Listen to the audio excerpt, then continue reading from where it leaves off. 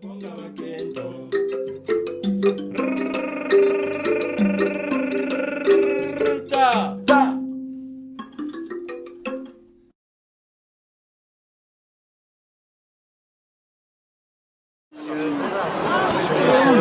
non, pousse-moi pas. Alors, casse-toi alors. Tu me salis. Casse-toi alors, pousse-toi. Pour une fois, je me suis mis à travailler comme un nègre. Je sais pas si les nègres ont toujours tellement travaillé, mais enfin, ça... Et tu vois, lui, s'il retourne, je suis pas sûr qu'il ait le temps de faire ses valises. Moi, tu vois, quand je l'entends parler de Patrick Cohen, je me dis, tu vois, les chambres à gaz.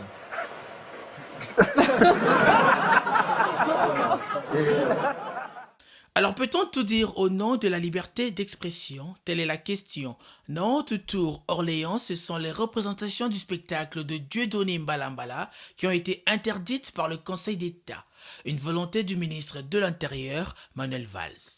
Les mots qui sont utilisés par M. Dieudonné Mbala sont des mots de haine, d'apologie de la Shoah.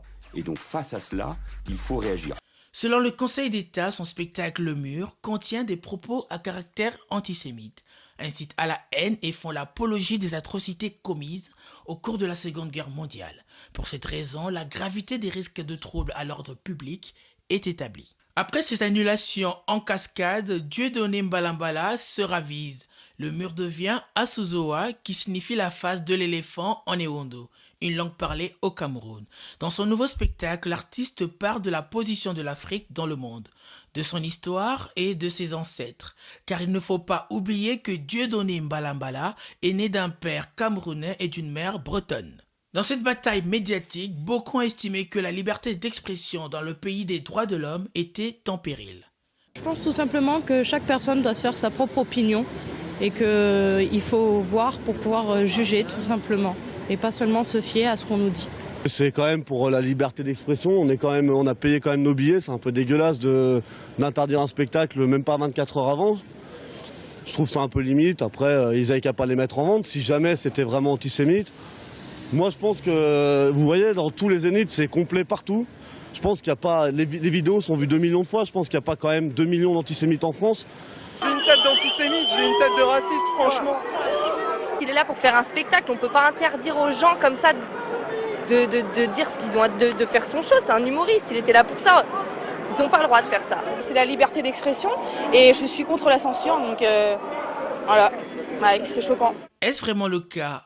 Qu'est-ce que la liberté d'expression? Dans l'article 19 de la Déclaration universelle des droits de l'homme, on peut lire « Tout individu a droit à la liberté d'opinion et d'expression », ce qui implique le droit de ne pas être inquiété pour ses opinions et celui de chercher, de recevoir et de répandre sans considération de frontières les informations et les idées par quelque moyen d'expression que ce soit. En d'autres termes, la liberté d'expression donne le droit à toute personne de penser comme elle le souhaite et de pouvoir exprimer ses opinions par tous les moyens qu'elle juge opportuns, dans les domaines de la politique, de la philosophie, de la religion et de la morale. Mais si on s'arrête à cette première lecture, on peut alors penser que la liberté d'expression nous permet de tout dire, et ce n'est pas vrai. La liberté d'expression, comme d'ailleurs toutes les autres libertés, n'est pas absolue, c'est-à-dire qu'elle comporte des limites imposées par la loi. Comme le dit Montesquieu, la liberté est le droit de faire tout ce que les lois permettent. Quelles sont donc ces limites imposées par la loi? L'insulte publique, la diffamation, l'injure, la propagande haineuse, les discriminations raciales, l'incitation à la violence ou à la haine raciale, le négationnisme, la loi Guesso. Cette liste n'est pas exhaustive. Outre la loi, il y a aussi le bon sens. Comme le dit cet adage, la liberté de chacun doit s'arrêter là où commence celle des autres. Merci de nous avoir suivis jusqu'au bout. Le débat est ouvert. Vous pouvez aussi nous suivre sur les réseaux sociaux. Passez de bons moments où vous vous trouvez et à très bientôt pour un prochain numéro. On fera bien sûr un autre point.